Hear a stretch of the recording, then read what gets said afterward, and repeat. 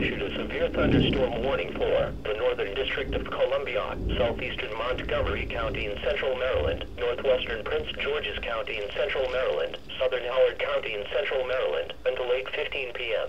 At 7:28 p.m., a severe thunderstorm was detected near Potomac, or near Rockville, and was moving east at 15 miles per hour. This storm is capable of producing damaging winds in excess of 60 miles per hour. Locations impacted include Rockville, Bethesda, Aspen Hill, Chevy Chase, Colesville, White Oak, Tacoma Park. This is a dangerous storm. If you are in its path, move indoors to a sturdy building and stay away from windows. When it is safe to do so, report severe weather to local law enforcement or to the National Weather Service. Repeating, a severe thunderstorm warning has been issued until 8:15 p.m. for the following county: Howard County, Maryland,